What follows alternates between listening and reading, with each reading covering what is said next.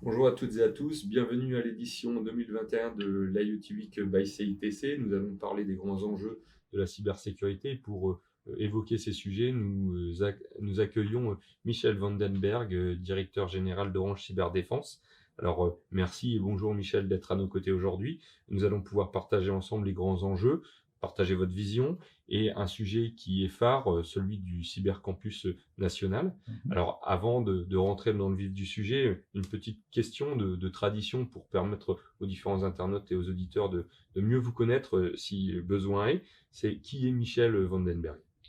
Alors, Michel Renberg, comme tu l'as dit, je suis le directeur général d'Orange Cyberdéfense, son fondateur aussi, hein. Donc, Orange Cyberdéfense, c'est la filiale du groupe Orange dédiée aux problématiques de cybersécurité. Ça fait à peu près 750 millions d'euros de chiffre d'affaires sur l'exercice 2020. Je suis natif de Lille aussi, voilà, donc un pur produit ch'timi.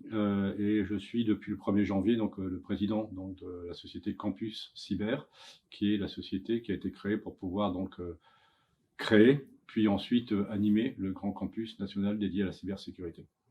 Alors justement, merci Michel pour ces précisions te concernant. Alors on sait que donc tu as eu la mission, la lourde charge de créer le campus cyber national. Et donc quelles sont les raisons, quels sont les objectifs, les enjeux derrière ce campus cyber national, et à la fois comment tu imagines les articulations avec les territoires nationaux?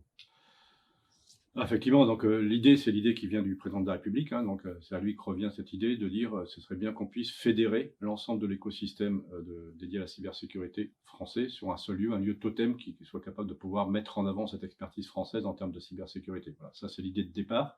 Donc une idée, celle du président de la République. On y a après deux architectes, Guillaume Poupard, directeur général de l'ENSI, qui représenterait un peu l'écosystème étatique dédié à la cybersécurité, Cédrico, secrétaire d'État chargé du numérique, qui est vraiment le sponsor du projet, qui nous aide à le gérer au quotidien, pour pouvoir donc essayer de rassembler l'ensemble des gens qui font l'écosystème de la cybersécurité en France sur ce lieu totem. Alors, l'écosystème de la cybersécurité, c'est quoi? C'est les grands industriels de la cybersécurité, privés, publics, je l'ai cité, donc on va retrouver des gens comme Capgemini, comme Thales, comme Orange Cyberdéfense, comme Atos, comme Soprasteria par exemple, voilà, des grands industriels dédiés à ces problématiques de cybersécurité, toutes les PME françaises aussi, qui sont spécialistes dans certains domaines de la cybersécurité. On va retrouver aussi les agences étatiques, donc on l'a vu, l'ANSSI, mais aussi le ministère de l'Intérieur, les gendarmes, la police judiciaire qui travaille aujourd'hui sur les problématiques de cybersécurité, et puis il y a tout l'écosystème dédié à la formation, puisqu'on a besoin de créer aujourd'hui des vocations pour renforcer un peu l'expertise en cybersécurité. On manque de personnes pour pouvoir monter le niveau d'expertise française en termes de cybersécurité. Donc ça, c'est le premier enjeu de ce campus cyber.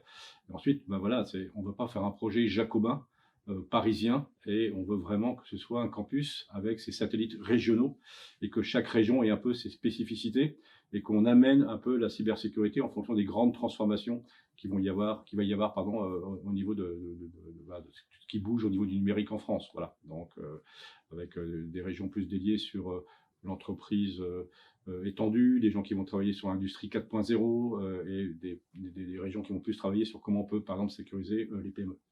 Ah, très bien, bah, c'est une transition parfaite, Michel, parce qu'en effet, donc le campus cyber, ce que j'en comprends, c'est tout un écosystème composé de grands donneurs d'ordre, composé de grands industriels de la cyber, Mhm.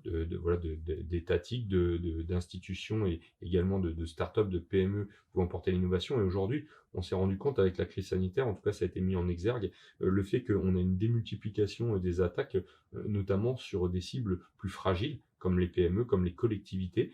Comment faire en sorte, et quel est leur avenir à ces PME, à ces collectivités pour répondre aux contraintes de cybersécurité, et comment on peut les accompagner demain à faire face à ces cybermenaces? C'est vraiment la question et le pourquoi on a créé aujourd'hui ces campus.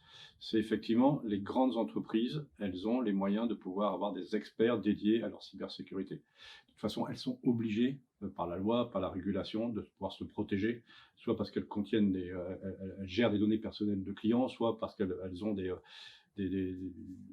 l'intelligence à protéger, etc., etc. C'est pas du tout le cas. Les petites entreprises, les collectivités n'ont pas les moyens d'avoir des équipes dédiées pour assurer leur protection numérique en termes de cybersécurité. Donc il faut absolument que nous, on puisse les aider.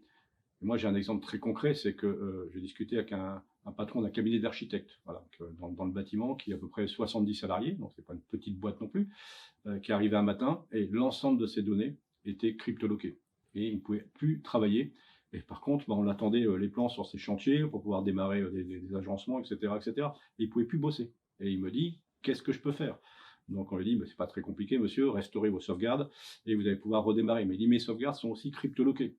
Donc, comment on pouvait venir à déchiffrer tout ça? On a dit, on ne sait pas le faire. Donc, il s'est retourné auprès de toutes les entités, tous les comités soi-disant capables de pouvoir l'aider. Et tout le monde lui a dit, monsieur, on ne peut rien faire pour vous. Et il s'est dit, mais qu'est-ce que je peux faire? À part déposer le bilan, puisque je ne peux plus travailler. Qu'est-ce qu'il a dû faire? Il a négocié avec le pirate. C'est-à-dire que le pirate qui lui demandait 500 000 euros en bitcoin pour lui redonner accès à ces données, a accepté de le faire pour 20 000 euros. Et pour moi, c'est un vrai constat d'échec de tout l'écosystème. Si à partir du moment où on ne sait pas protéger les plus faibles, c'est qu'on a raté complètement ce qu'on voulait faire avec ces fameux campus. Donc c'est pour ça que, et c'est d'ailleurs ce qu'on veut faire avec le campus des Hauts-de-France, c'est de développer ensemble des solutions pour ces PME, et développer des solutions qui soient les plus transparentes possibles et les plus invisibles pour eux, pour qu'on puisse essayer de les protéger un peu presque malgré elles, et sans qu'elles le sachent. Voilà. Et éviter que ces petites entreprises qui ne peuvent pas se protéger, un jour doivent déposer le bilan, parce que personne n'a été capable de pouvoir les accompagner et de les sécuriser.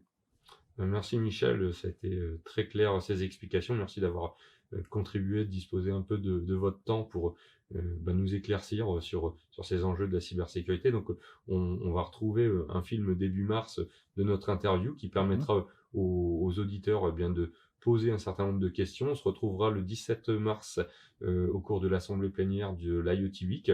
On pourra poursuivre ces échanges très riches et très intéressants. Et nous poursuivrons ces échanges à vos côtés. Merci beaucoup d'avoir accepté cette invitation. Merci. Au revoir. Au revoir à tous.